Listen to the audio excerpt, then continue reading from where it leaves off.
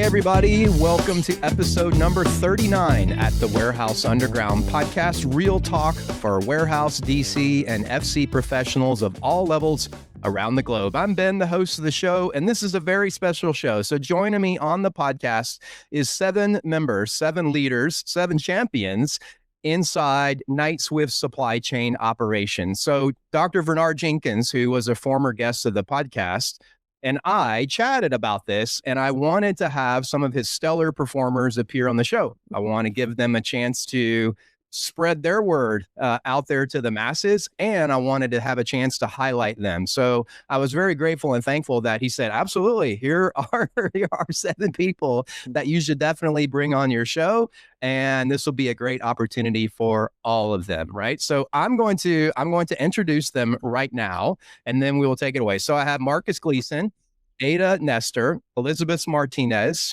Vincent Hurtado, Esperanza Davalos, Marlon Wofford, and Ruth Pineda, all joining me on the show. So welcome, everybody, to the Warehouse Underground podcast. How's everybody doing today? Good. Great. Good. Now, let me ask, like, there is no one standing beside you, right? Looking over your shoulder to make sure that you say the proper thing. You're okay. I'm teasing. You guys are here by your own free will. And I'll say that from the outside looking in, it appears to me that there is a lot of good stuff that is going on at Knight-Swift supply chain. So I'm hearing a lot of good things online. I've heard a lot of great things from people that I've talked to. I've talked with some customers that are very happy. So whatever you guys are doing there, it seems like it is working well, and you are fast moving and shaking in the industry. So let me ask this question first. I'll hand it off to Marcus because I was introduced to him first. So what do you guys, what do you like most about working there? I mean, there are many different companies. We've all been in the industry in a while, and there's many good things and bad things at different places. But what, in a nutshell, is kind of some of the good things that you like most about Knight-Swift? Yeah, for me, it's the complexity in the people. There's never a slow day. I feel challenged every single day in my work, and I feel motivated to accomplish the goals that we set out.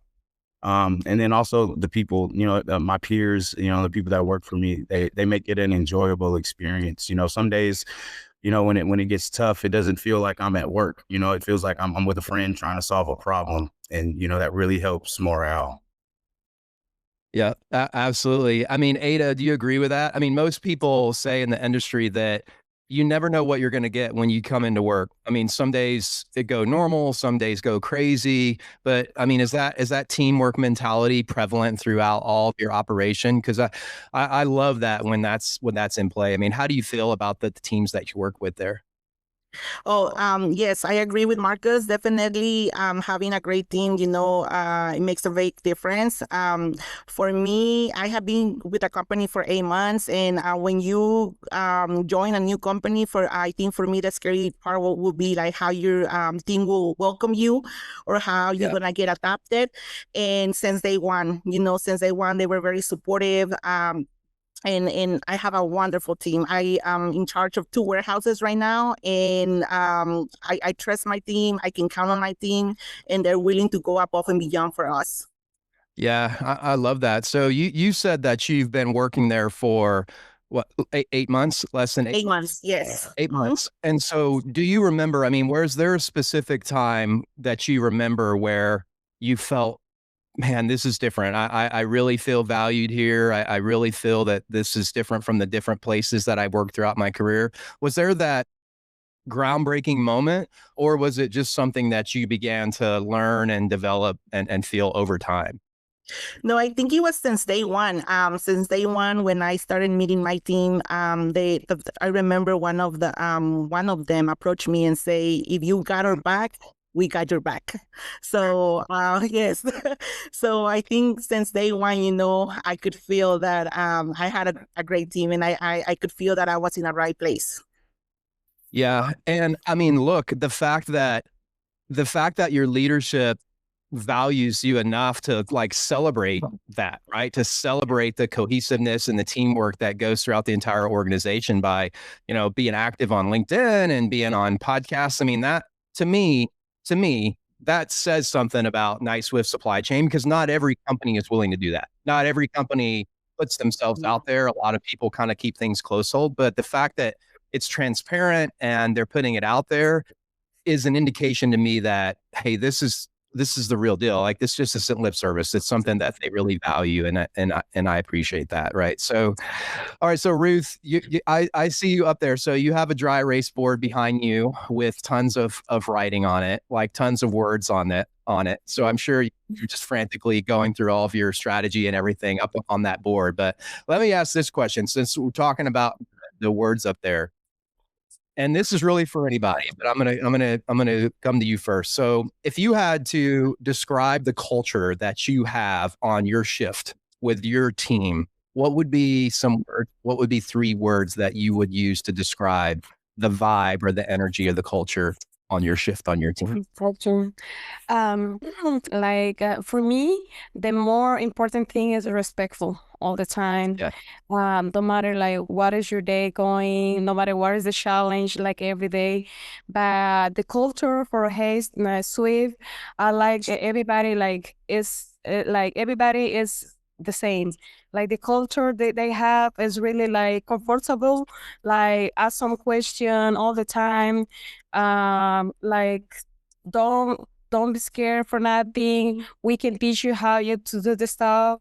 And for me, the culture they have is really good and respectful, and then in different areas to learn. And they give a lot of opportunities to learn.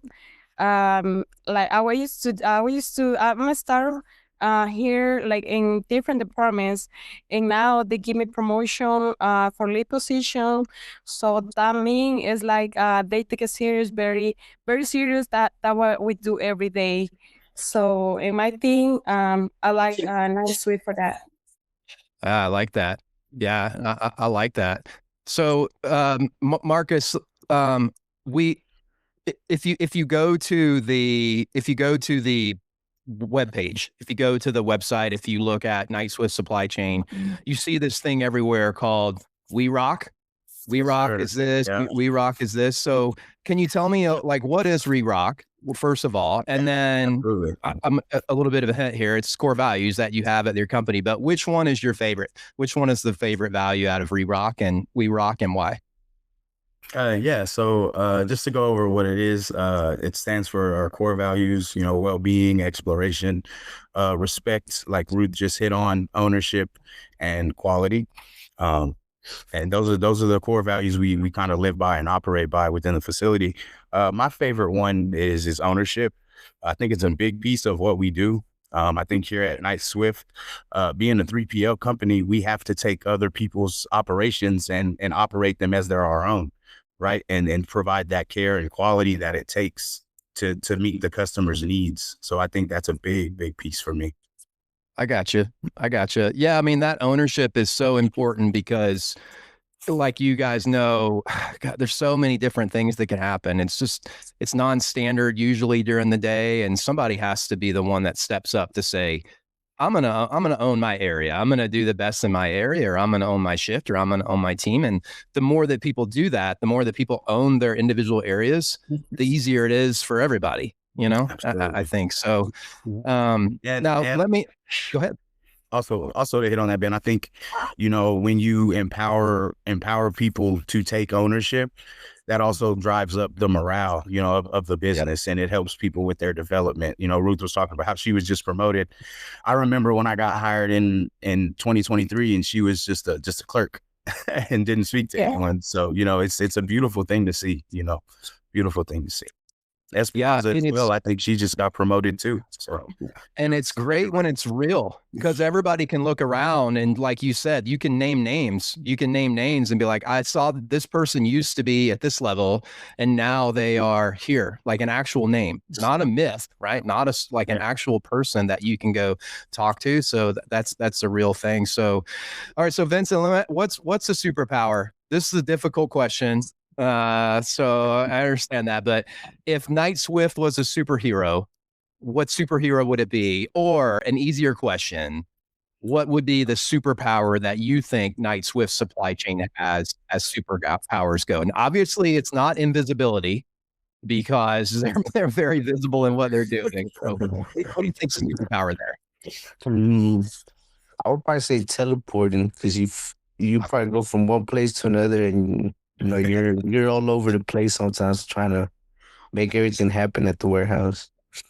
So I think that would probably be one of those. I love that.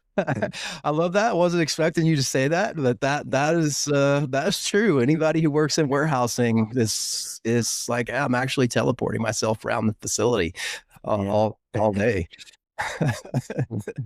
So, but what about theme song? And this is really open for anybody. If there was a theme song that you had to have played when you walked into the room, if you're walking into the break room or you're walking into work for that day, what's the theme song? What's your walk up song that would follow you when you do that? For me, I think it will be Started from the Bottom by Drake. So I have been with the company for 9 years, and I did start from the bottom as a regular warehouse worker. Like my peers mentioned, there's a lot of growth and a lot of opportunity, and I'm a live witness of that. I have been growing with the company. It's amazing to be here for 9 years and see the company grow from being a family-owned company to now a bigger company opening so many buildings. It is a beautiful thing, and it's something that I enjoy. And I always say I love what I do, and this is why I'm here. Yeah. I mean, that growth is a big part. I think that's what employees, when they are attractive, if they're a good employee, right? Like if they're ambitious and they want to do good, they want to be at a place where growth is encouraged, where it's expected. Nobody wants to just feel like I'm just here doing a job and no one really cares. And so for all of you guys, how when you look back on your career, on your rise there, is that something that you see as part of it, that the growth really was encouraged, it was here, and how have you grown in your time there, both, I guess, kind of professionally and also personally? Yes. So with me being there for so long, I have seen so many different leadership come and go. I think having the right leadership in place makes a huge difference. Communication also makes a huge difference. And the leadership that we have right now, it's the best team. We rock together and we struggle together and we go through it together, and we really support each other. That's what makes us different. I gotcha. So back to my original question. So, Esperanza, you are in here. I announced you guys as CVC champions, but can you tell the audience what CVC champion is? What does that mean? Es lo del empleado del mes, que somos valorados. The core value of core value of the month, like champion of the month, and what it is what's the what it stands for as we rock. I got you. So all these core values that Knight Swift Supply Chain has, get rolled out, but then they follow up and they say, we award people, like we identify champions to these core values, not just words on a wall, right? Or not just words on a poster. These are actually things that we reward people for. So I think that's a really cool thing, because you don't always see that every place. Sometimes you go to places and you see posters on the wall and then that's where it ends. But it sounds like We Rock is embedded throughout the entire fabric of the operation there. And that's great. So, all right. So one last question for all of you guys. If you had to give a message to potential customers or people that are on the fence or deciding whether or not they should work with Knight Swift Supply Chain, what would you say to them? What would you say to somebody who is considering doing business with you and latching on to the operation there?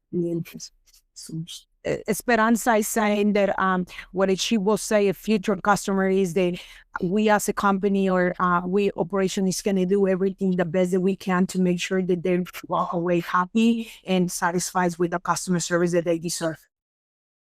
I got you. How about you, Marcus? Ada, how do you guys see that? I mean, both you guys and Elizabeth too. Both you guys are salary. I mean, do you see things differently, or what would you tell customers out there who want to work?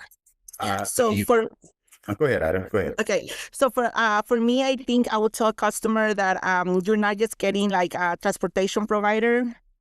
You're getting a partner with NiceSwift. We focus on reliability, communication, and getting the job done right. And we take pride in what we when we deliver our commitments. Love it. Yeah, absolutely. And for me, I would say, you know, we're a customer based company who will immerse ourselves in your operation and treat it as it is our own. We stay flexible and responsive to align with your evolving company business goals, right? Because over time, you know, businesses change, you know, the goals change. And we pride ourselves, and I think Vincent hit on this a little bit, you know, with the teleportation, right? Like being able to be here and there and then back over there. You know, I think that agility is what makes us stand out. For me, it will be you're partnering with a team that cares about its people and also about the job. A team that will make sure that everything gets done right with quality and ownership.